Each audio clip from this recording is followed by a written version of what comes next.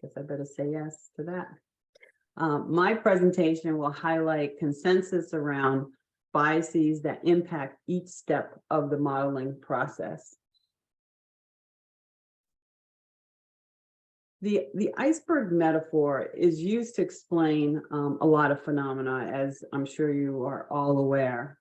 The National Institute of Standards and Technology, NIST for short, uses it to talk about three categories of bias: statistical, human, and systemic. Using the iceberg to represent these three categories has two meanings. The obvious one relates to visibility, and the second relates to the difficulty level of mitigating them.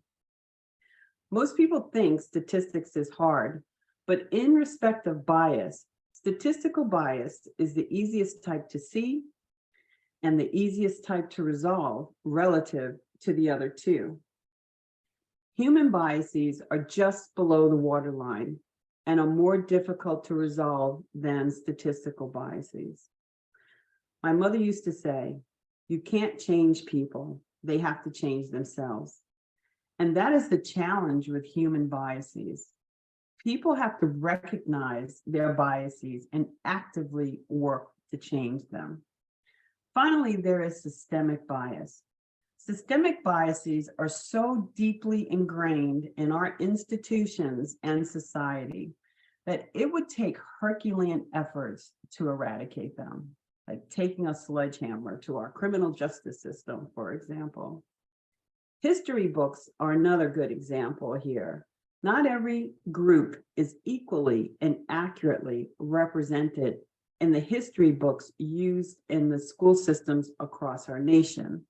So you can understand how that could give some people a very narrow view of how other people may actually be because they did not see their representation in some of the history books that they studied. So before we dive into the models, the modeling bias, I think it's important to understand like where we are versus where we came from.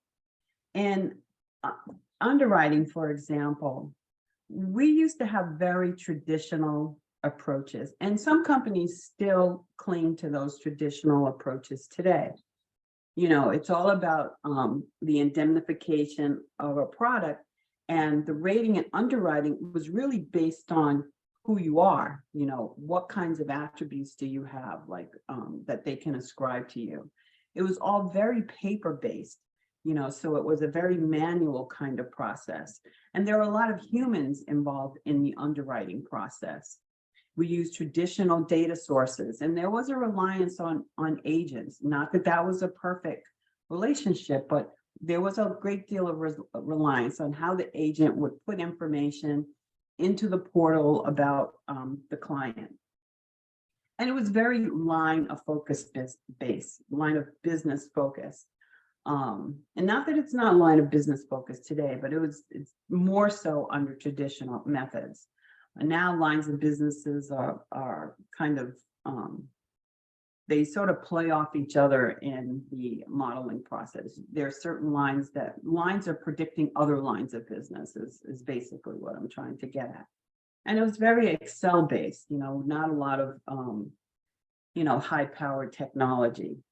And it was based on a lot of assumptions, which are naturally biased. Anyone's assumption can be biased. But where we're going is towards a more algorithmic process. And here we have like, you know, broader services around the value chain. And this type of modeling based on algorithms is really trying to understand how you're going to behave. You know, what are you going to do to create risk for the insurance company? So that's why sometimes you see variables that may not look like they're predictive of risk because they're trying to predict something else. They might be trying to predict how honest you are, how reliable you are, you know, how well you're going to take care of your property, you know, things like that. How well you're going to take care of your health. And when we get all of this data into one place, then we can't just use the traditional, Excel to kind of analyze this data. We're going more to, machine learning algorithms that can handle large volumes of data. And we are seeing this a lot in automated underwriting and accelerated underwriting, as some of you are all aware. And there are new sources of data. So sources of data that we never used before. So some of you probably have heard of Axiom. That's a non-traditional source of data. Again, a lot of this third-party data is trying to understand how you're going to behave. Are you going to pay your premiums on time? Even is one of the things that we want to understand. What does your credit score say about someone? And it's very kind of whole customer focused. The problem is because we are now relying so much on algorithms, the process is perceived as a perception that this process is really unbiased and fair.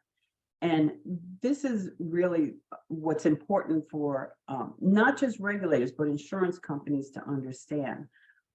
We rely so much on the mathematics, and a lot of it is really complex, and the average person doesn't understand it.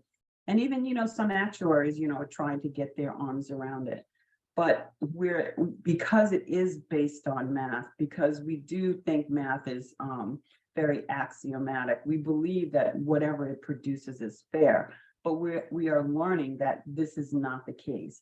The algorithm is becoming a mirror of the biases in the data and is also amplifying them.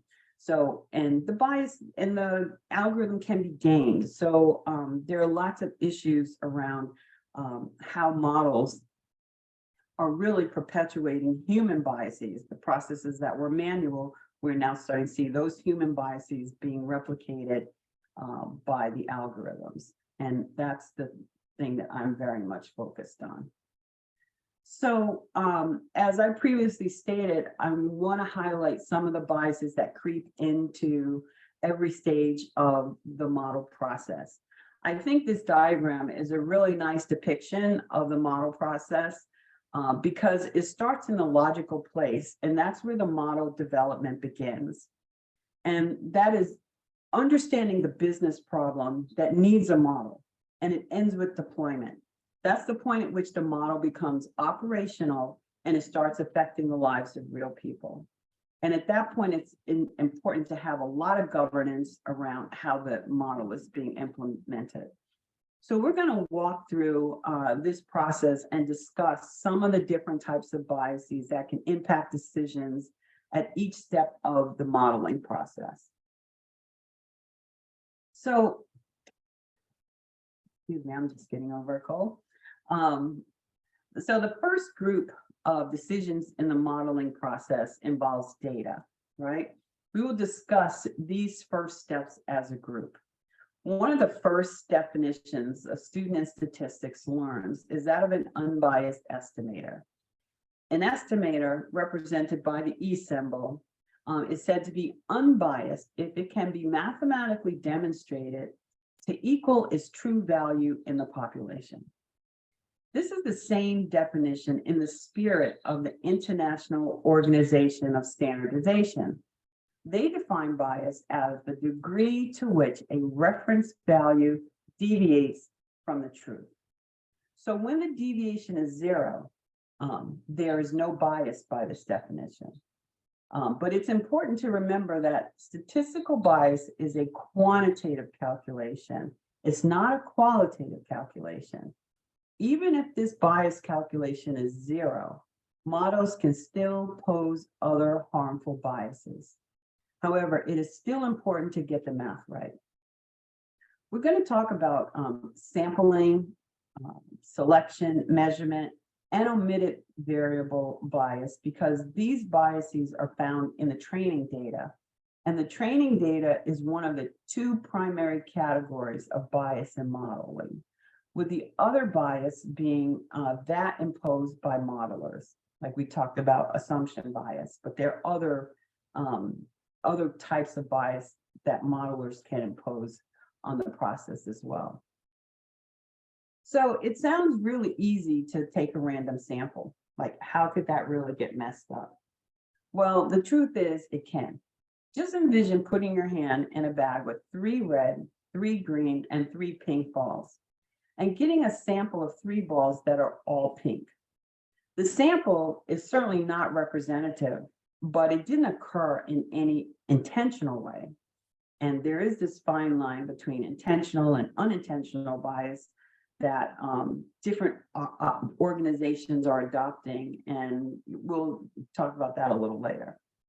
But the sample result that we got is really an artifact of the approach. I mean, it is possible to get a sample of 3 balls that are all the same color, and still not be representative. So this, we have to control for issues like that when we take samples, when we create samples for our models, because insurance data, is really guilty of selection bias, because it's been filtered through one algorithm and then it gets used as the modeling data to develop a new algorithm. So whatever patterns existed in the first data set are going to be reflected in your new algorithm. So selection bias occurs when you select your sample from the wrong population to define a metric. And then you use that metric to make inferences about the larger population. For example, taking a sample from the population of basketball players to make an inference about the average height of the general population would be reflective of sample bias. Our estimate would likely be too high. The general population would have been the better population from which to draw our sample. Measurement bias can occur as a result of bias in the training data where certain groups are not represented in the development of technology, such as was true of the pulse oximeter when reading dark skin during COVID. The instrument was not trained on dark skin and gave faulty readings on dark skin. Measurement bias can also occur when faulty readings result in data distortions. Target variables can be ill-defined for the purpose of the model, which is what we saw when a health company attempted to predict the need for medical care referrals using medical spending as a target variable. And the result was bias against people of color. The algorithm ended up referring people of color less for critical care than it did the white population. The metric failed to recognize the systemic problem that people of color have less access to health care, and that is why spending was less. So it's a social reason that really had nothing to do with the math at all, but it still impacted the outcome. And it's understanding these social causes for why your data looks the way that it does that is going to be even more important in the future, because we're going to become more reliant on big data and algorithms. And so a lot more human supervision is going to be needed. Finally, omitted variable bias occurs when an important variable is left out of the model. Omitted variables can often explain spurious correlations. Diversity of thought is important in development of model variables and the interpretation of the results. A social science perspective may have uncovered the defects of the target variable in the healthcare example.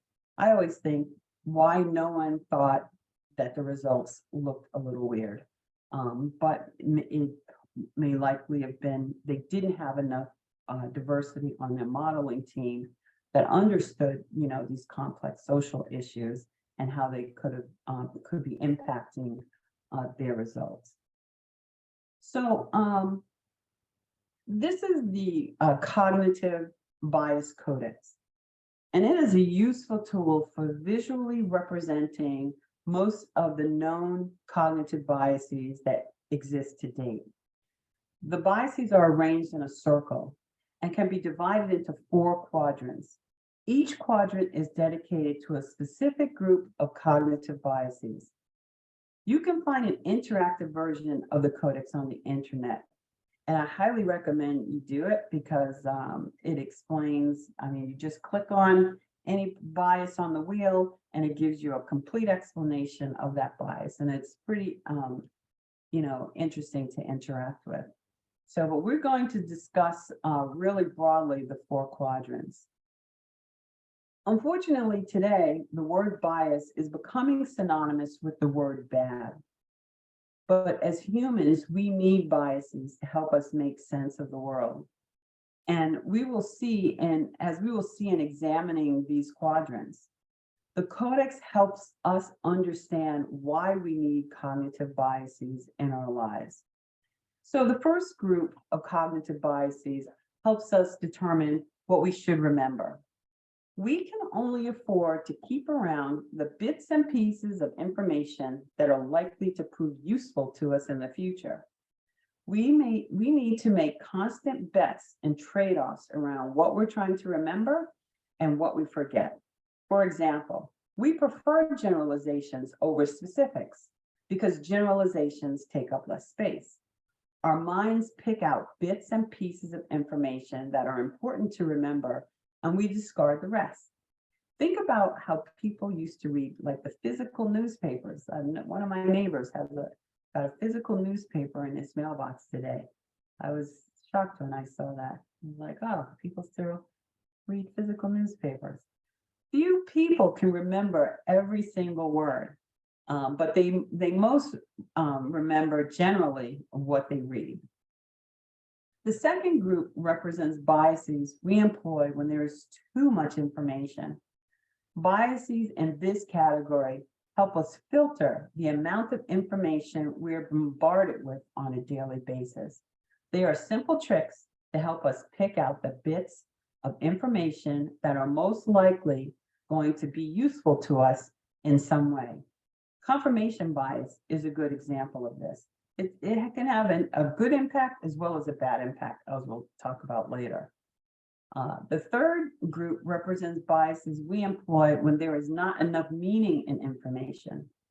Biases in this category can help us fill in the blanks in information with stuff we already know to update our mental models of the world. Just think of the old style comic strips that have the gutters between frames. They act as invisible messengers within the comics in that they pass information, but are simply empty space. Our minds fill in the rest. Unfortunately, sometimes when there are gaps in information, we fill in the gaps with harmful prejudices. The last group of biases is employed when we need to act fast. As humans, we are constrained by time and information, and yet we can't let that paralyze us. Without the ability to act fast in the face of uncertainty, we surely would have perished as a species long ago. With every piece of new information, we need to do our best to assess our ability to affect the situation, apply it to decisions, simulate the future to predict what might happen next, and otherwise act on our new insight. Most of the biases on this short list are probably familiar to you. I want to expand on groupthink and then confirmation bias. The American writer Walter Lippmann said, "When we all think the same way, we are not really thinking." Group bias can affect the outcomes of machine learning models when there's a lack of diversity among the modelers. It is very easy to fail to consider rival explanations of phenomena that may be a better solution. So always, don't be afraid to speak up and say what you think, even if it runs counter to the group. I know sometimes that's a really lot of pressure, but we have to really fight that urge to go along with the crowd. Diversity here doesn't mean only race. Modeling really does require a cross-discipline approach. This means you need legal, you need compliance, you need actuarial, underwriting, data scientists, and risk managers, to name a few. Often social scientists are not included, but they should be.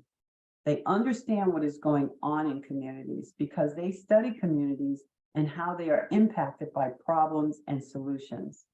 It is also important to include communities in solution development to foster a successful implementation.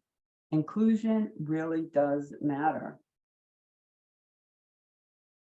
So this graphic really captures the meaning of confirmation bias.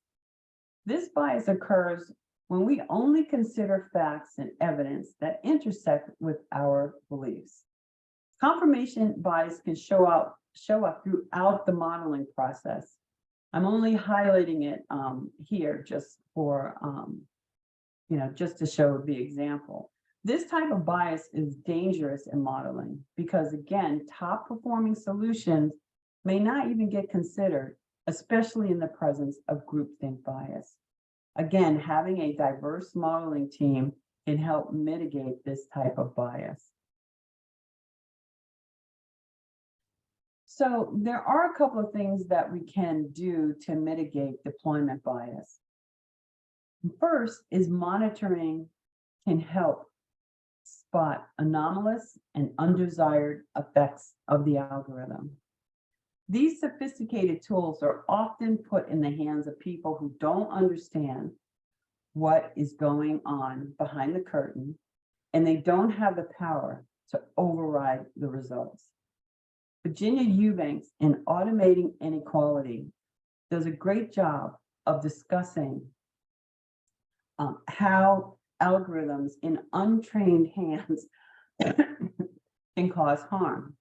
Second, human supervision of the human deployment of the algorithm is necessary. Often the human agents will not deploy the algorithm as intended, and as a result, will introduce bias in the outcomes. When I ran a predictive modeling shop for an insurance company, when I first got there, all the underwriters were so busy trying to disprove what was coming out of the algorithm that they were missing like new and emerging risks. So, and part of that was because they didn't trust what was coming out of the algorithm.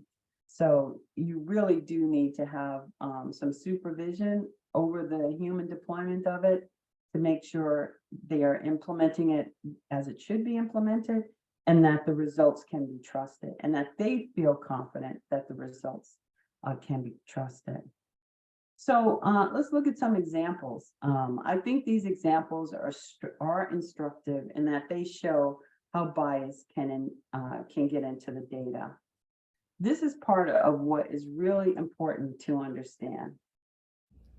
Hey friends, this is Dr. Wes Seeley from Vanderbilt University, and I just wanted to talk a bit about is affected by and I just wanted to talk a bit about racism and race in medicine and errors we've made along the way.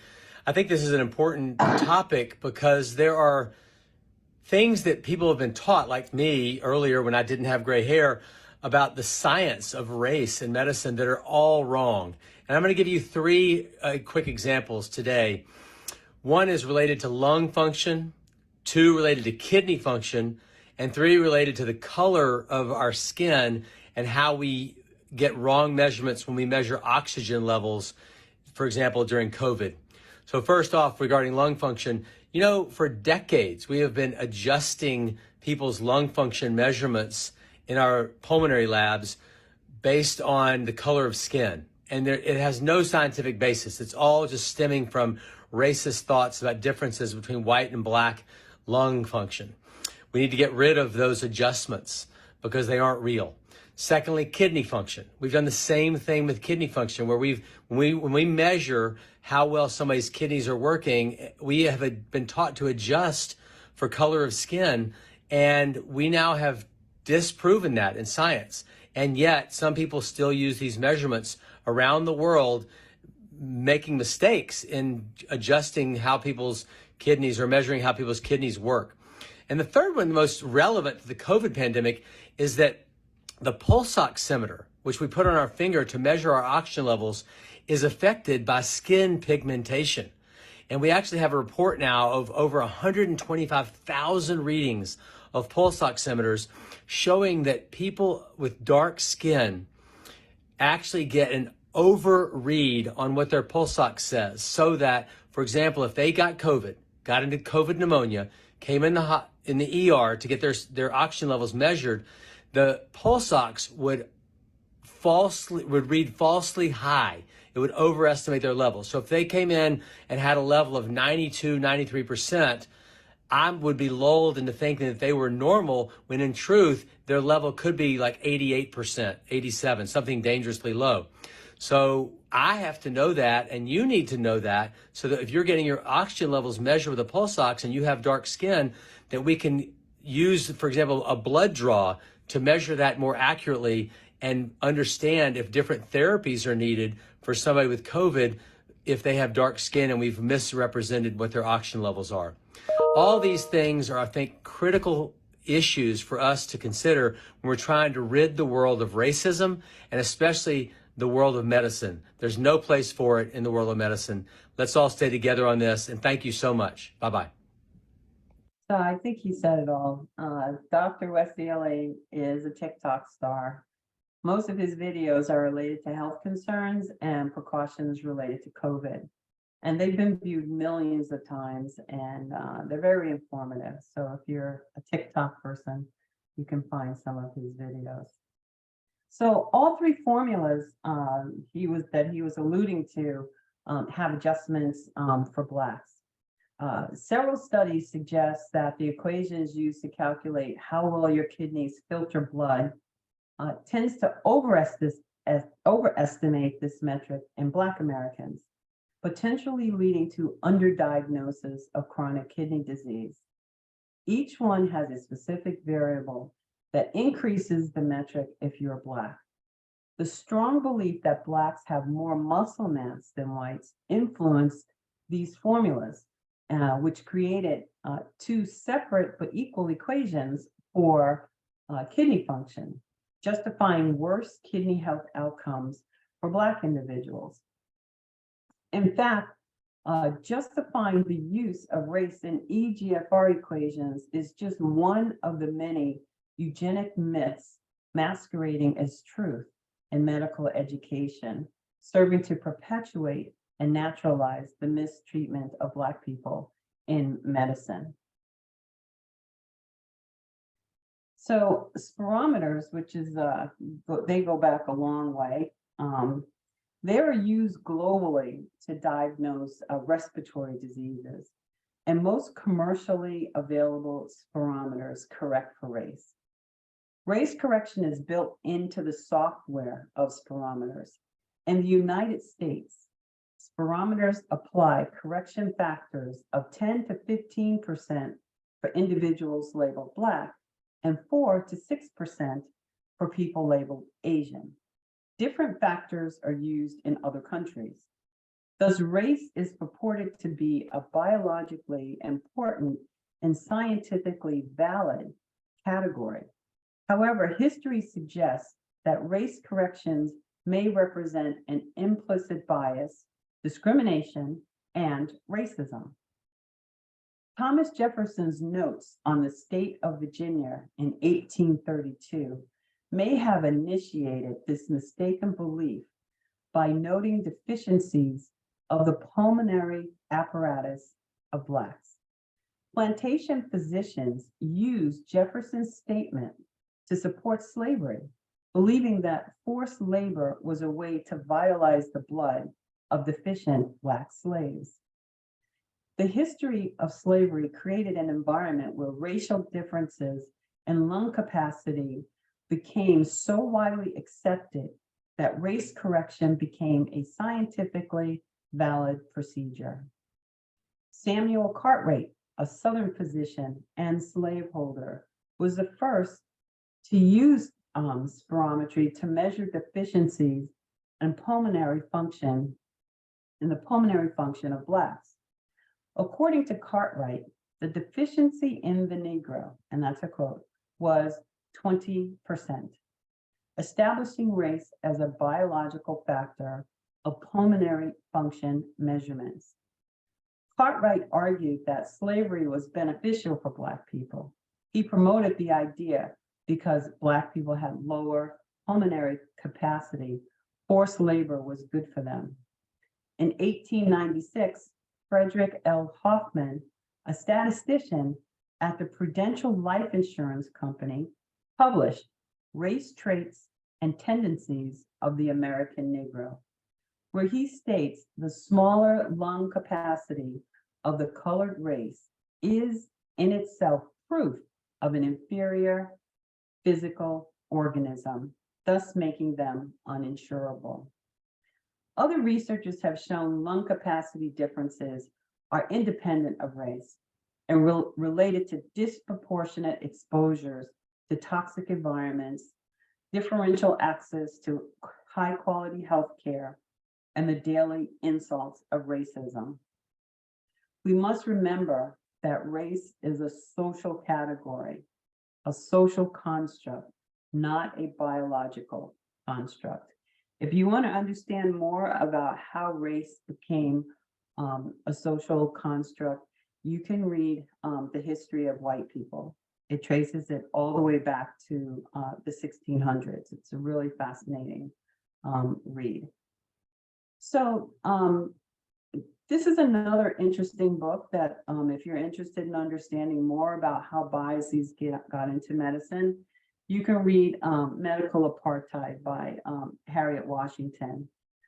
It also traces back over hundreds of years, how Blacks were treated by white physicians and some of the impressions that they developed in treating, Blacks, and how that those impressions then created biases, and then they influenced medical approaches to their healthcare. So again, very interesting book, about a 400-page read. Green light technology is another example. So nearly all consumer devices that track heart rate, they rely on optical scanners that continuously monitor the volume of your blood. In between beats, there is less blood volume at your wrist, and therefore more light that is reflected back to the sensor. Blood, due to its color, readily absorbs green light when the volume of blood is the greatest, the higher the green light absorption, and thus heart rate can be measured accordingly. Darker skin slows down the absorption rate, so a higher current is required to get an accurate reading. Skin with more melanin blocks green light, making it harder to get an accurate reading. Fitbits, Samsung watches, and other brands rely on only green lights.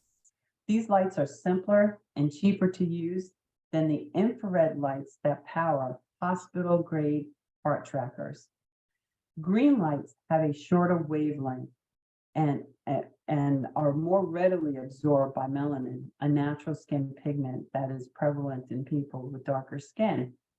These trackers don't always match the readings taken the old-fashioned way by putting fingers on a wrist.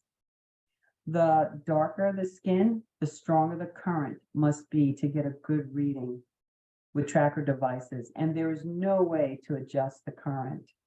The errors in these devices can have deadly consequences for people of color. They may not detect heart rhythm abnormalities. The researchers discussed the defect in these devices is a direct result of non-representative training data, i.e. sampling bias. And we're seeing that more and more with different medical devices and approaches. So I wanted you to get an idea of where this idea, what's happening in journalism, where we are finding this new field that is emerging called the computational journalist. These people are more concerned um, with data science than journalism. So these positions often are looking for people who have strong data science skills. Journalism, of course, is required, but they really want the journalists to have strong data science skills, because these are the people who are out there looking at, especially insurance algorithms, as we're going to see. They're looking at insurance algorithms and trying to understand why is the algorithm treating certain groups disproportionately. So remember this new field of the computational journalism. And so they did this this study where they looked at car insurance rates across several states.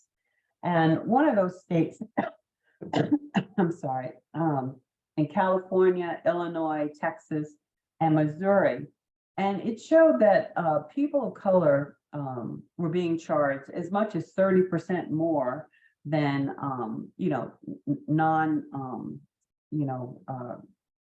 community than white communities.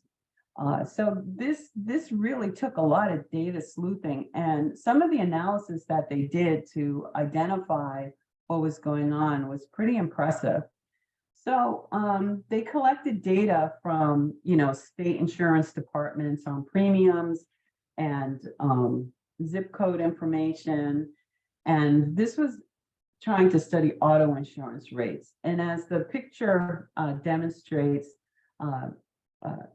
you can see in Chicago, for example, and Chicago had the worst results of all the states studied, and that's what's being depicted in some of the darker purple areas there. So they came up with this measure of average loss, dollars paid out over, number of cars insured. And what they did something pretty interesting is they created these spline functions that tried to find a relationship between actual claim loss and the theoretical pure premium that people were being charged. And that's what you see depicted in these graphs. So they looked at data from, they had data from a commercial provider, Quadrant, who is an S&P, and they went to state insurance departments to get some loss data. And what you see in the graphs is you can see the differences between, the minority groups, the rates they were paying versus what the white groups were paying. So this is California, which doesn't look too bad. And what was nice is they did it by company. So you can see differences across the companies. If we look further, you can see in Texas, again, Texas doesn't look too bad. It's a little worse than California. And then Missouri, you can see some big differences as well. And so they looked at, measures like, R square to see kind of what the relationship was between, the premiums and risk, and that's what, if you guys are following Colorado, they're also trying to understand, what is the true risk that's being measured by some of these algorithms? And is it disparate? Okay. And so, so you can see some of these they look pretty bad. And because I work for the NAIC, my primary day job is to look at filings that the states bring us in to help them review. And one of the things that we look at is who is on these modeling teams for the companies. And this might be something of interest to all of the folks on the phone. What we are starting to see is that more and more these modeling teams are being staffed with data scientists and not actuaries. In fact, we are seeing teams that were purely all data scientists and no actuaries, which is kind of dangerous because, we see that there is a lack of understanding of some of the fundamental insurance concepts when we start to review those results. So this is what's happening. And, as actuaries, if it would be a good idea to strengthen your data science skills if that's something you're interested in. Otherwise, I had one data scientist draw the relationship between smoking and dog ownership.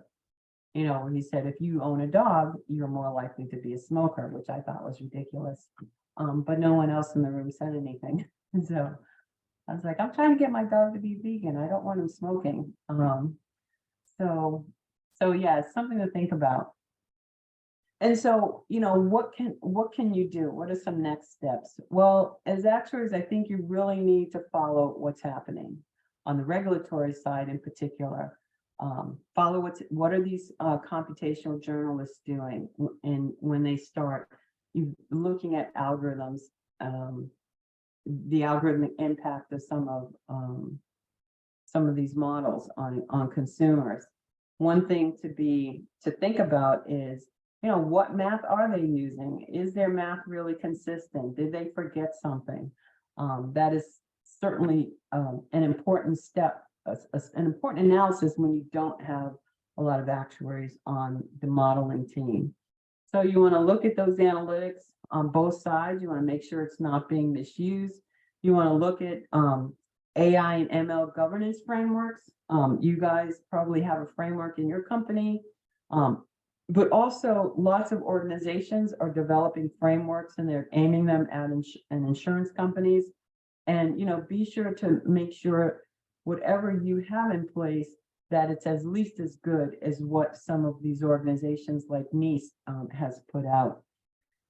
Conduct some consumer related research. My dissertation had a lot to do with how do consumers feel about some of these variables that are being used to determine their insurance. And one of the complaints that we often get is from insurance companies. We don't know we can't test for disparate impact because we don't have the data. We don't collect data on race, for example. Well, there's other things you can do. You can build a synthetic data set. There are other that has a race variable that you can apply your models to see if there's any disparate impact concerns. I mean, the last thing you want is for a regulator to find it, right? You might as well find it first and then correct it. And then I think it's really important for actuaries and data scientists to be educated on the modeler's Hippocratic Oath.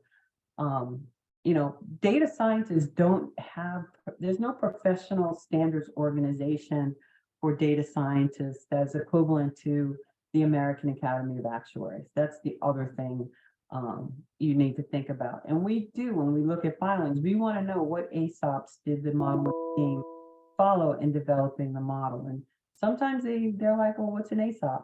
So then that should be cause for concern.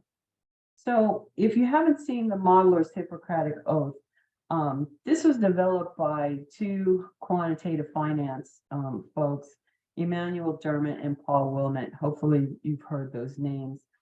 And I really do like some of the principles that they talk about in this oath, because sometimes I find that people are getting so enamored with the math that, they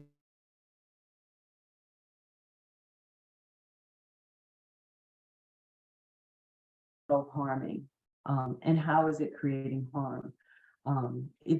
Remember, it's a model, so it's wrong. George Box, professor out at statistician from the University of Wisconsin at Madison, he's famous for saying all models are wrong, but some are very useful. So you should never take any model that you built and and feel like it's providing the ultimate answer because it's wrong. We know it's a model, it can't possibly be right. But is it useful? Is it giving you a good estimate of your risk? Sure. I mean, you can be confident, but don't think that the model is going to provide complete accuracy, which is why I always kind of shudder when anyone talks about accuracy in a model. And just be mindful that what you're building is going to have an effect on society. Don't take a set it and forget it approach. After deployment, that is really where the testing ought to begin once it goes into production, because we talk about train and test and modeling, But I think those are such artificial divisions of the data.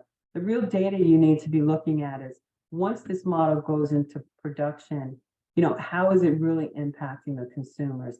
Is it performing the same way that you thought it was going to perform? Because consumers change, people change all the time. And so, and sometimes your training tests, it may show you some internal model consistency, but it may not really be truly reflective of the population. And that selection bias that I talked about, the data that you use to build a new model is data that was filtered from some other model. And so you now have data of people that you want. So when you build a new model, that new model is going to still be looking for the kind of people that that you want. So just be mindful that, modeling is not a perfect process, and it can intentionally as well as unintentionally cause harm in the society at large.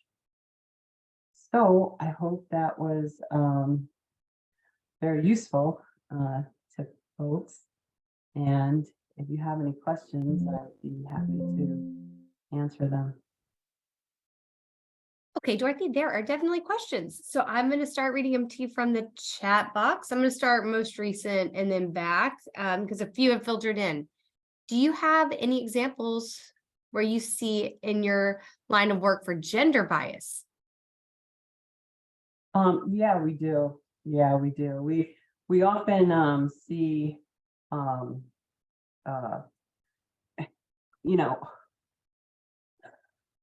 like there'll be certain variables in there that if you're a female that don't apply if you're a male, and it's often intersected with being married or single. So I think you have to be careful about those types of issues. Okay, another question from our chat. In addition to zip code, are there other seemingly harmless metrics or measures that may have implicit bias? Yeah, so another one is telematics data. We think of telematics data as being, really objective data, but because telematics data, especially if you're measuring things like time of day when someone is driving, oftentimes you'll see variables like late night driving, for example, and that's associated with higher risk. But it doesn't take into the account that most communities of color, often work those graveyard shifts. And if your model isn't adjusting for that, then you can unintentionally introduce some harm into the model and over penalize people who are just trying to go to work to make a living. And regulators are very keenly aware of some of the issues with telematics data. And there's also another consumer report article. I can't remember the name of it, but if you Google consumer report and telematics, you'll find it, where it looked at the definitions of telematics data for some of the really large insurance companies. And it talked about how arbitrary some of the definitions were. And some of the definitions, like, for heartbreaking, for example, it just said, well, when the one definition was like, oh, well, when the device detects heartbreaking. Well, that's not even really a definition. I think that would be a really good article if you're a P&C actuary for you to go and find and read, because it's articles like that that do get regulatory attention. And if insurance companies don't have a way of, ensuring that they can insulate themselves against some of that criticism that was pointed out, I think that would be kind of problematic.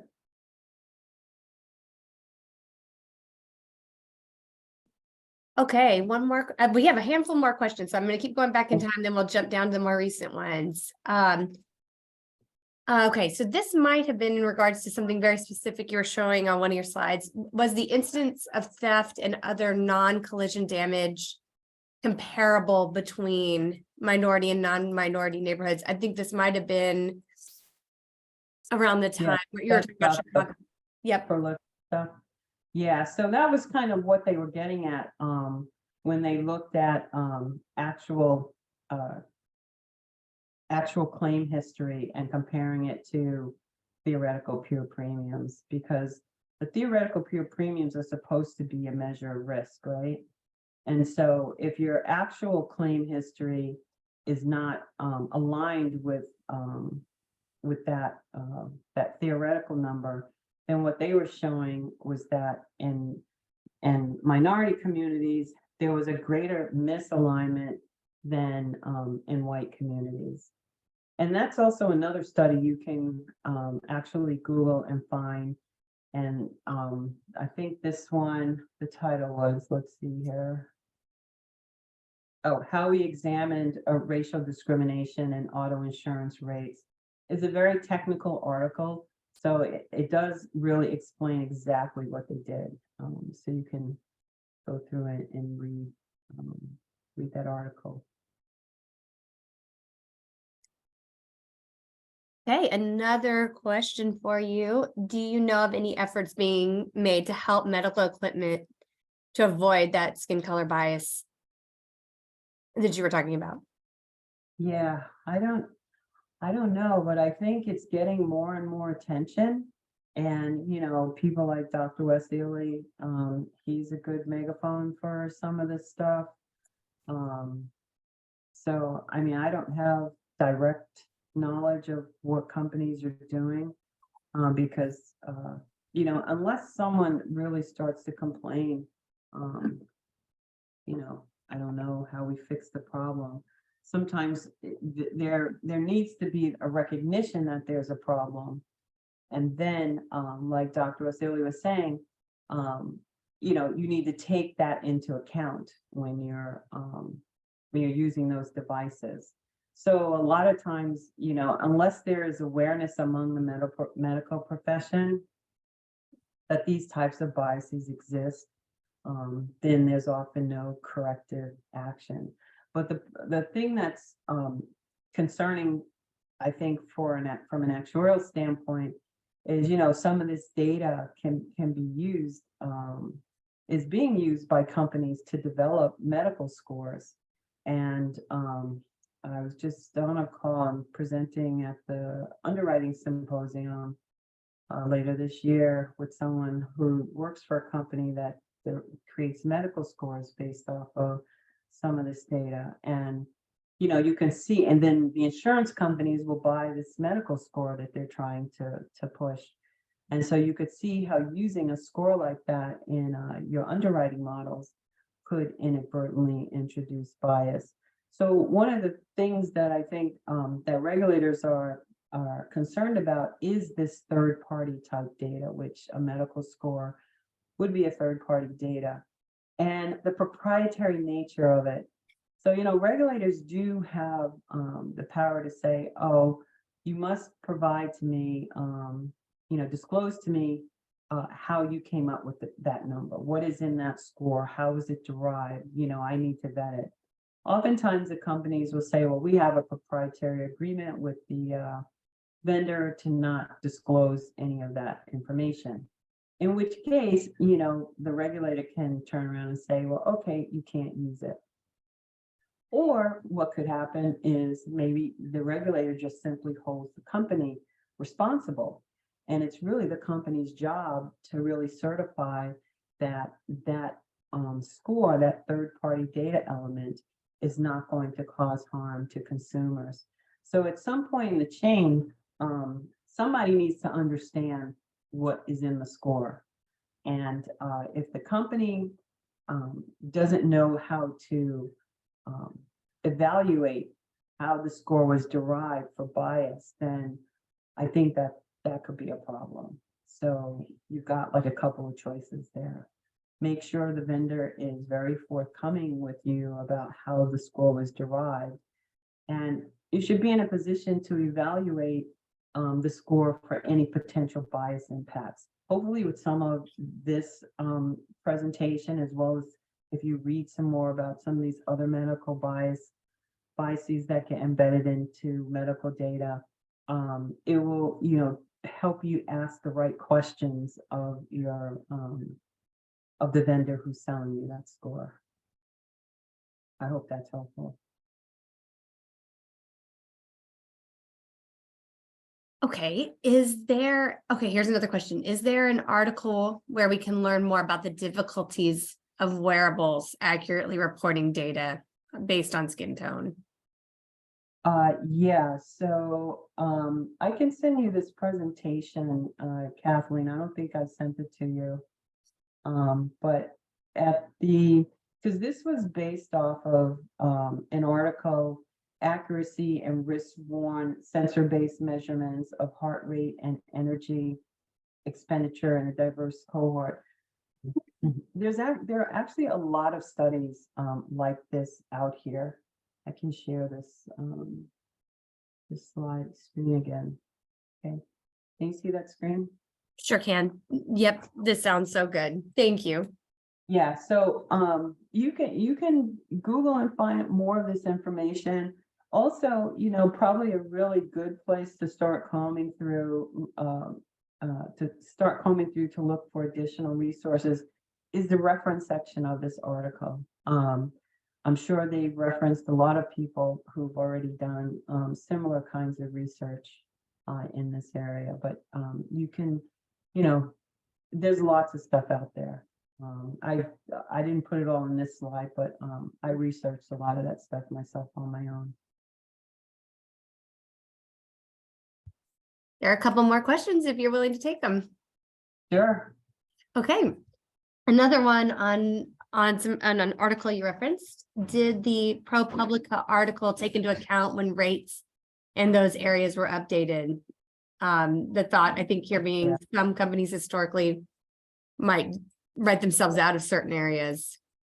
Yeah, that would be really hard for me to tell. But I'm sure if you wanted to contact ProPublica, you could probably ask the authors of that study. Okay, another question for you. How might you defend against absurdly biased, incorrect model being picked up by the media and going viral, possibly pun intended here, and horribly incorrect policy ensues? What's the control of outside modelers against themselves?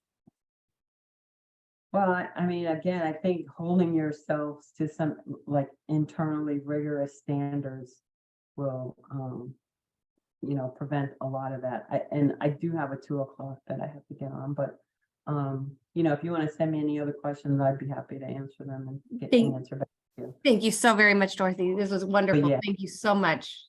Yeah. Well, I'm glad I was invited, glad to have been here, and I hope I was helpful. Oh, very much so. Thank you so much, and have a restful afternoon if you can. I will. Thank you. Alrighty, ACSW folks, we will jump back on tomorrow at 11 a.m. Central Time for our next presentations. Tomorrow, we'll go navigating the pains of a growing company and next generation of accelerated underwriting. See you all then.